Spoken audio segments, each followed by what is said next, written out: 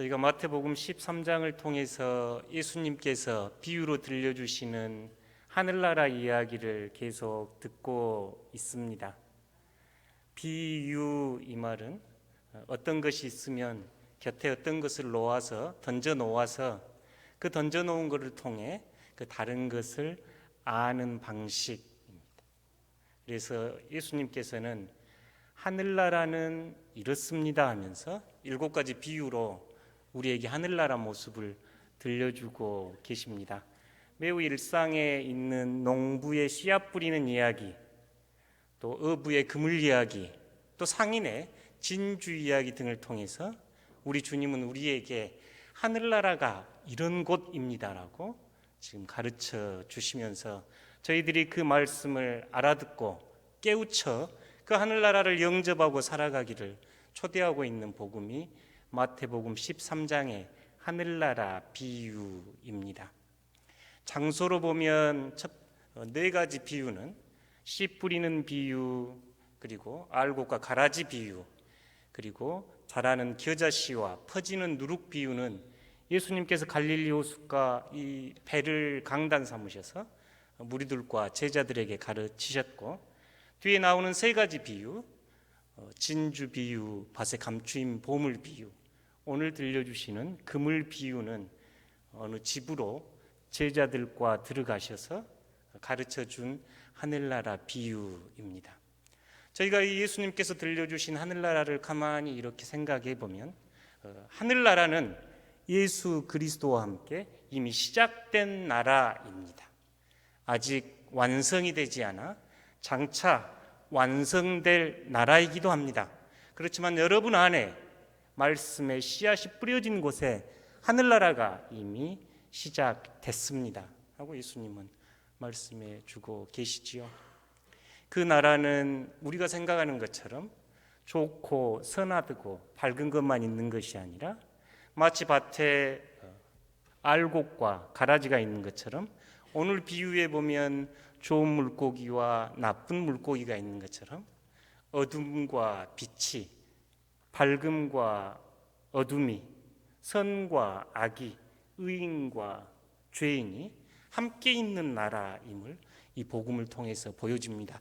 그렇지만 분명한 것은 추수의 때, 마지막 때, 심판의 때에 하나님께서 선한 것, 악한 것을 나누어 심판하실 것이라는 메시지도 들어 있습니다. 오늘 저희가 함께 나눌 7번째 비유는 그물 비유입니다. 하늘나라는 그물과 같습니다 하는 예수님의 비유입니다. 어느 집에 조그만 공간에 예수님과 여러분이 함께 계시다고 생각을 해 보십시오. 12명의 제자들과 예수님이 둘러앉아서 예수님이 이 말씀을 적당한 음성으로 제자들이 들을 수 있도록 말씀해 주셨겠지요. 마치 여러분 그 자리에 있는 것처럼 오늘 복음을 한번 듣고 읽어보겠습니다. 조금 천천히 또박또박 함께 읽겠습니다. 또 천국은 마치 바다에 치고 각종 물고기를 모으는 그물과 같으니 그물에 가득함에 물가로 끌어내고 앉아서 좋은 것은 그릇에 담고 못된 것은 내버려느니라. 세상 끝에도 이러하리라. 천사들이 와서 의인 중에서 악인을 갈라내어 풀무불에 던져 넣으리니 거기서 울며 이를 갈리라. 아멘. 오늘 이 주님의 하늘나라 비유 말씀을 저희가 지난 몇 주간 계속 해봤듯이 우리 예수님의 이야기가 담겨있는 이 복음의 텍스트 안에서 그 의미를 이해해보고, 그 다음에 이 복음을 기록한 것으로 보이는 마태 공동체의 자리에서 이 복음이 어떤 의미가 있는지, 그리고 3번째, 오늘 우리 교회의 자리에서 이 복음은 어떤 의미가 있는지 조금씩 그 의미를 이해해 보도록 하겠습니다. 먼저 예수님께서 들려주시는 복음의 현장을 한번 떠올려 보십시오. 예수님과 함께 있는 이들 중에 적어도 4명은, 많게는 7명까지도 보여지는데 어부들 출신이었습니다. 그들 앞에서 예수님께서 그들이 잘 아는 그물 이야기 던집니다. 천국은 그물과 같습니다. 그 그물이 바다에 쳐져서 모든 물고기를 모아들이는 그물과 같습니다 라고 이야기합니다.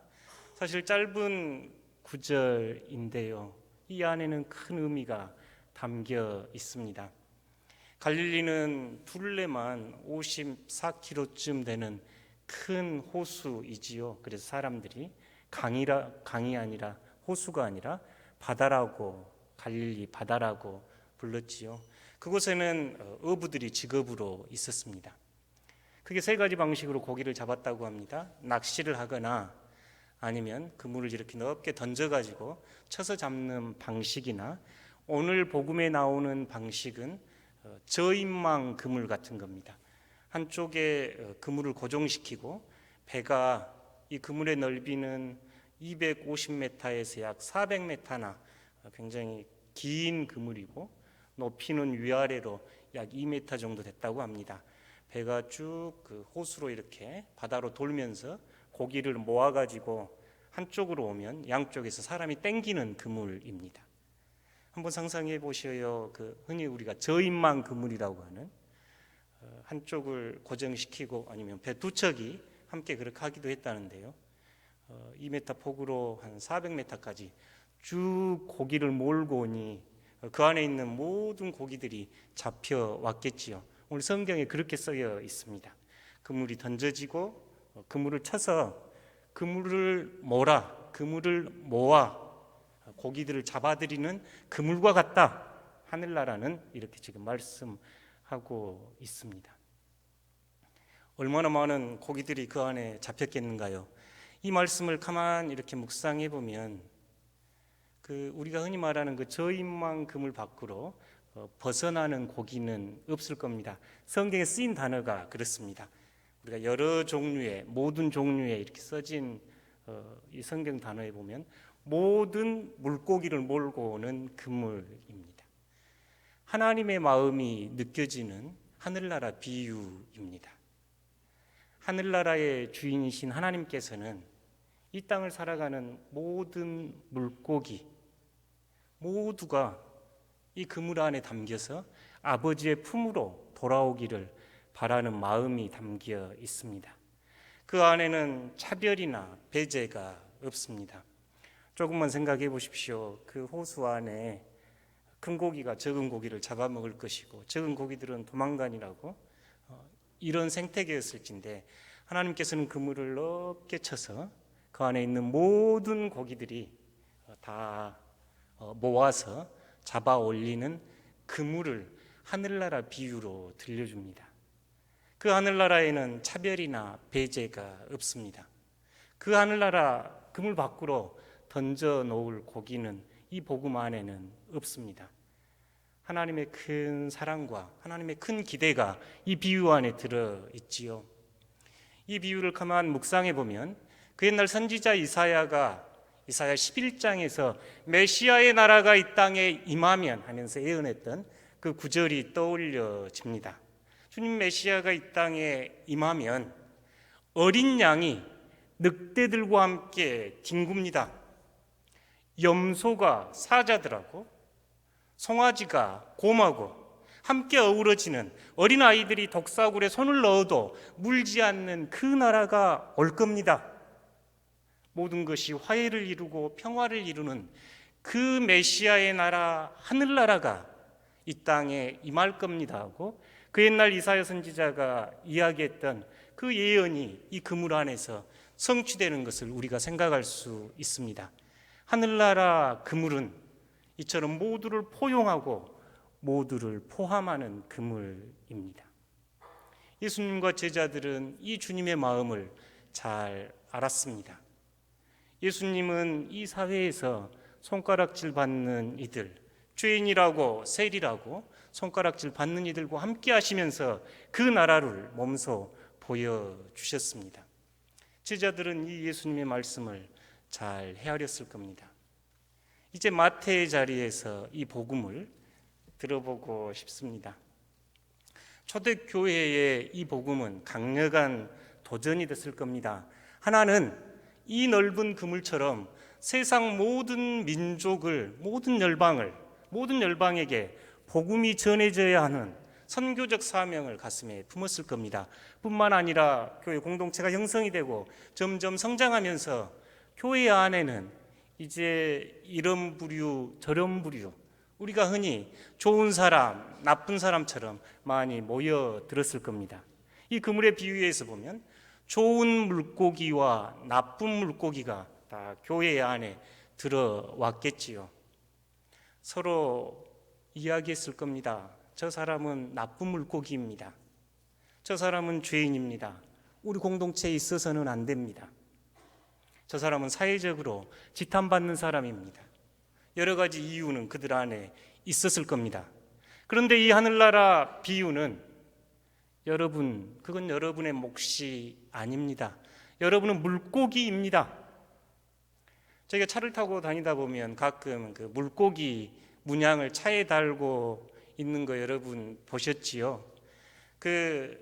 물고기가 오랫동안 저희 크리스천의 상징으로 카타콤 안에서도 발견됐다고 하는 모습이지요. 익투스, 그래서 물고기를 말하는 이 헬라어의 첫 단어들이 예수 그리스도 하나님의 아들 세상의 구원자, 이 첫 단어들이 물고기라는 의미입니다. 예수 그리스도 하나님의 아들은 우리의 구원자입니다 하면서 그들은 물고기를 벽에도 그리고 크리스천들의 심볼로 여겼지요. 우리들은 물고기들입니다. 이 복음은 우리로 하여금 저기는 좋은 물고기, 저기는 나쁜 물고기, 그럴 일 아니다. 그것은 하나님의 몫이다. 때가 차서 하나님의 나라가, 하나님의 통치가, 하나님의 심판이 이루어질 때 하나님의 천사를 보내서 그것은 하나님께서 나누실 일이니 너희들끼리 좋은 물고기, 나쁜 물고기 하지 마라 하면서 판단의 주체를, 심판의 주체를 하나님께 올려드리는 복음입니다. 알곡과 가라지에서도 그렇지요. 가라지가 자라고 있는 밭, 가라지 뽑으려고 하지 마라.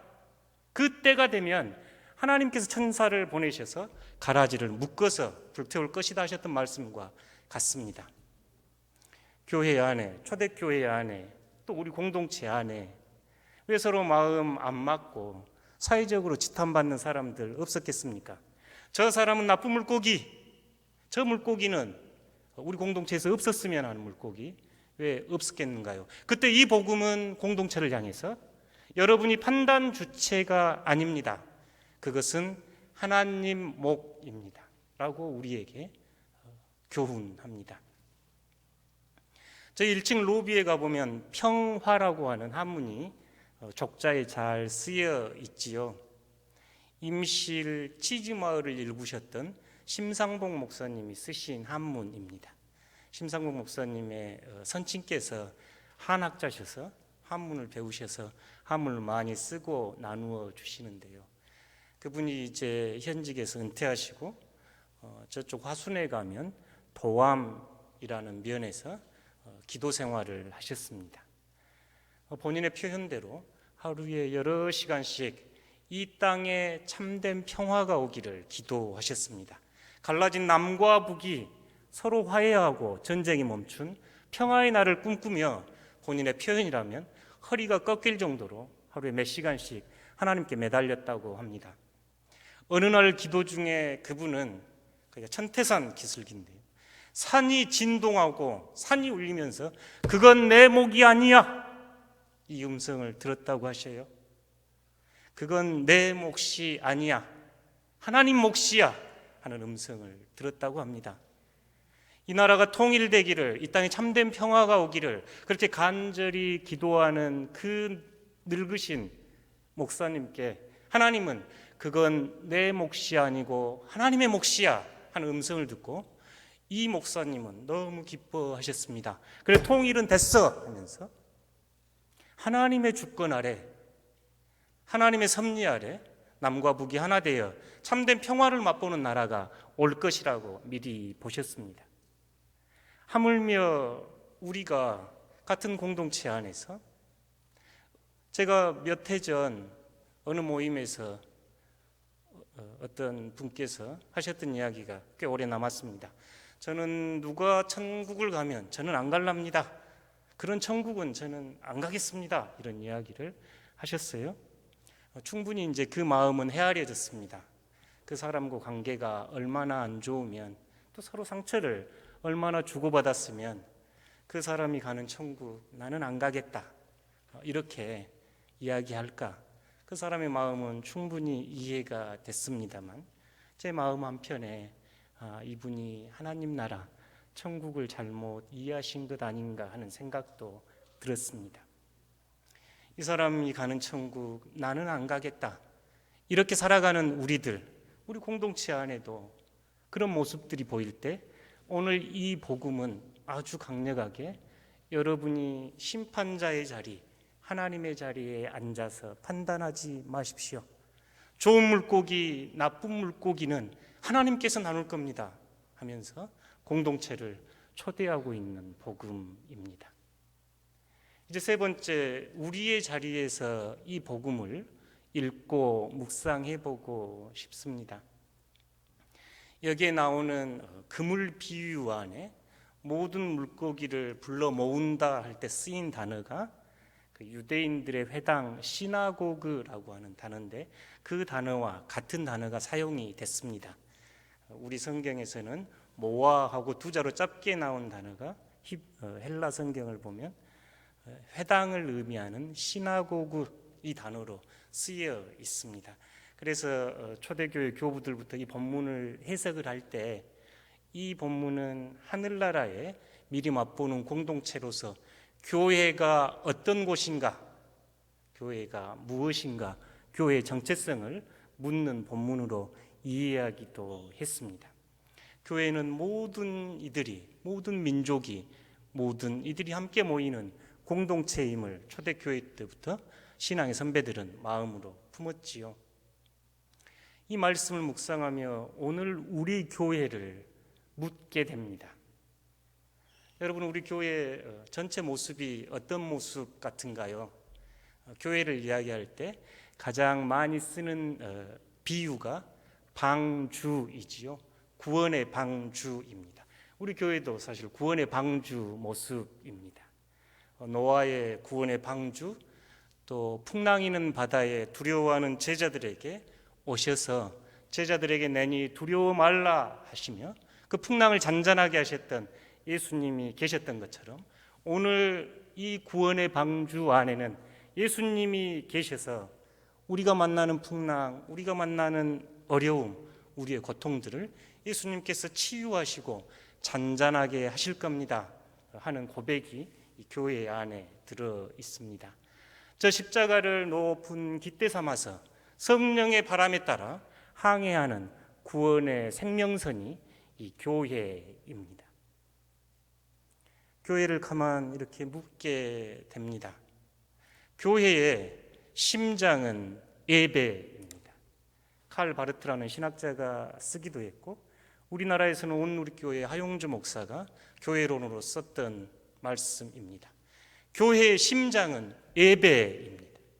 심장에서 몸 전체에 복음의 놀라운 보혈의 능력을 전파하듯이 교회의 예배는 예수 그리스도의 심장으로 예수 그리스도의 복음이 모든 지체들에게 전달되어야 하는 것이 예배입니다. 그래서 우리의 믿음의 신앙의 선배들은 예배를 그렇게 중요하게 여겼습니다. 가장 위에, 삶의 가장 우선순위에 예배 지키는 것을, 예배 드리는 것을 기쁨으로 여겼고 성도의 의무로 여겼습니다. 그런데 저희가 코로나19를 맞으면서 교회는 예배당을 폐쇄하고 온라인으로 예배를 전환했습니다. 이 사이에 사실 많은 논쟁과 염려도 있었습니다. 과연 예배당을 폐쇄하고 온라인으로 예배를 드리는 것이 온당한지, 성도들의 안전과 사회 안전망 확보를 위해서 그렇게 하는 것이 오히려 안식일의 정신을 지키는 것이 옳겠다 하는 것으로 저희 총회는 결정을 하고 예배당을 폐쇄하고 온라인으로 예배를 드렸습니다. 저희 교회는 부활주일날 다시 예배를 회복하고 이제 예배당 예배와 온라인 예배를 함께 드리고 있습니다. 저희가 4주째 이렇게 예배를 회복하면서 저희 통계를 한번 내봤습니다. 2019년 5월 첫 주 예배와 2020년 5월 첫 주 예배를 통계를 내봤더니 2019년 5월에는 468명이, 2020년 5월 첫 주에는 485명이, 2020년이 조금 더 많이 예배를 드렸습니다. 그런데 예배당에서 예배를 드리는 숫자는 264명으로 전체 54%, 온라인으로 예배를 드린 이들이 221명으로 46%였습니다. 그러니까 지금 우리 교회는 55% 정도는 예배당에서 지난주에 예배를 드렸고 45% 정도는 가정에서 예배를 드렸습니다. 코로나19가 끝나도 우리가 예배를 70%까지 회복할 수 있을까? 지금 이게 과제라고 이야기들 합니다. 전체적으로 아직 55% 정도인데 연령별로 보면 조금 심각합니다. 50세를 기준으로 하면 전체 교회에서 50세 이상은 43%인데 50세 이상에서 70%가 예배당에서 예배를 드렸습니다. 그러니까 50세 이상의 어르신들은 예배당에서 70% 이상 예배를 드렸고 50세 이하는 42%가 예배당에 와서 예배를 드렸습니다. 나머지 57%는 온라인으로 예배를 드렸습니다. 여러분 주보사에 이 통계를 자세히 내놨습니다. 50세 이하의 70% 정도는 온라인으로 예배를 드렸습니다. 지난주에. 이 통계를 내보면서 우리 교회가 앞으로 어떻게 다음 세대와 3040 세대가 예배당에서 공동체 예배를 회복할 수 있을까? 진지하게 기도의 제목으로 삼아야 한다고 생각이 됐습니다. 어떻게 하면 저희 청년들이, 어떻게 하면 저희 다음 세대들이, 어떻게 하면 온라인 예배를 더 선호하는 젊은 세대가 함께 예배당에 모여서 하나님 나라와 복음을 꿈꿀 수 있을까 하는 과제를 남겨주었습니다. 두 번째, 오늘 복음은 교회의 참된 모습이 어떤 모습이어야 하는지 우리로 하여금 묵상하게 합니다. 그 그물 안에 좋은 고기, 나쁜 고기 함께 섞여 있는 교회의 모습입니다. 모두를 불러 모으시는 하나님의 마음이 드러나 있는 복음 앞에 우리 교회는 어떤 모습을 갖추어야 하는지 이 복음은 다시 한번 우리를 묵상으로 초대합니다. 이 이야기가 잘 나와 있는 곳이 누가복음 15장인데요. 1, 2, 3절 함께 읽어보겠습니다. 모든 세리와 죄인들이 말씀을 들으러 가까이 나아오니 바리새인과 서기관들이 수군거려 이르되 이 사람이 죄인을 영접하고 음식을 같이 먹는다 하더라. 예수께서 그들에게 이 비유로 이르시되 아멘. 마치 좋은 고기, 나쁜 물고기, 성경에 쓰인 나쁜 물고기는 부패하고 상해서 생명력이 없는 물고기입니다. 좋은 고기, 나쁜 물고기를 나누는 것처럼 그렇게 우리들이 이해하는데 그건 하나님의 몫이야, 이렇게 여러분에게 말씀을 드렸습니다. 지금 여기 누가복음 15장 보면 예수님을 향해서 바리새인과 서기관들이 왜 당신은 죄인들과 세리들과 어울려 먹고 즐기고 있습니까? 왜 그들과 함께 있습니까? 하면서 오히려 되묻고 있는 복음이지요. 이 배경하에 예수님께서는 99마리 양을 남겨두고 잃어버린 한 마리 양을 찾아 나서는 목자, 10드라크마 중에 한 드라크마를 잊어버려 찾는 여인, 그리고 아버지와 두 아들 이야기를 들려주는 장면이 누가복음 15장입니다. 성경 전체에서 한 장만 가져라고 하면 저는 이 장을 갖고 싶습니다. 이 안에는 하나님의 마음, 하나님의 사랑, 그리고 나의 모습, 나의 가야 할 길이 늘 비춰지기 때문에 그렇습니다. 저희들이 너무나 잘 아는 탕자 이야기이지요. 교회가 이 아버지 같은 교회가 될 수 있을까? 이 어버이 같은 교회가 될 수 있을까? 저희들이 흔히 상처 주고받고 살아가면서 서로 미워하고 이렇게 살아가는 현실에 상처받는 자의 입장에서 이 아버지를 가만히 생각해 봅니다. 둘째 아들이 아버지 재산 주십시오. 유산으로 올 것 줘 주십시오. 렘브란트의 유명한 그림에 잘 나와 있지요. 고대 근동법이나 현대 우리나라법에도 이렇게 요구하는 것은 아주 무례한 요구입니다.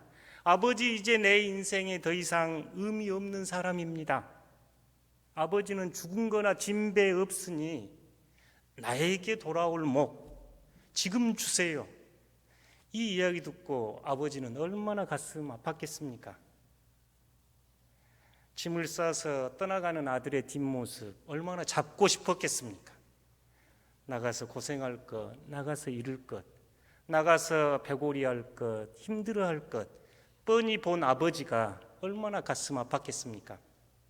이 아들이 떠나 있는 그 사이 아버지는 어느 밥상인들 마음 편하게 즐겁게 드셨겠는가요?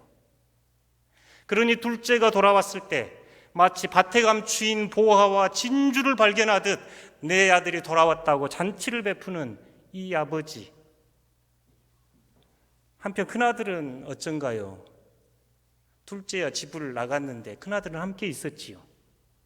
그런데 큰아들은 돌아온 동생이 돌아와서 잔치를 하자 그 집에 돌아오지를 않습니다. 오히려 문 밖에 서서 하인에게 묻습니다. 도대체 집에 무슨 일이 있느냐고. 이때 아버지가 이 큰아들에게 나갑니다. 큰아들이 따집니다. 내가 종처럼 당신을 위해서 일했는데 당신은 한 번도 나에게 염소 새끼 한 마리 잡아주지 않았지 않습니까? 하고 아버지에게 대듭니다. 영어 성경에 보면 never라고 써졌는데 이 단어가 참 마음에 많이 걸립니다. 열을 주고도 전부를 주고도 더 주지 못해서 안타까운 게 어버이 마음일진데 모든 것을 그 아들에게 주었을 그 아버지일진데 이 아들은 당신 한 번도 나에게 염소 새끼 한 마리 주지 않았다고 이야기하는 모습입니다. 큰아들이든 작은아들이든 우리의 모습과 어찌 그리 똑같은가요? 교회 안에는 큰아들도 있고 작은아들도 있지만 교회는 아버지 같아야 합니다. 교회는 어버이 같아야 합니다. 자신의 아픈 상처 그대로 쓸어 안고 세상이 손가락질하고 죄인이라고 하는 이들을 괜찮다 하시며 조건 없이 받아주시는 하나님 아버지의 마음을 품은 교회가 되어야 합니다. 그래서 세상에서 힘 잃고 좌절하고 낭망하는 이들이 교회에 와서 예수 그리스도의 복음으로 새 힘 얻어 새 생명 살아가는 것이 그리스도의 구원 아니겠습니까? 사랑하는 성도 여러분, 이제 말씀을 맺어보려고 합니다. 우리 꼬마 친구들이 긴 설교에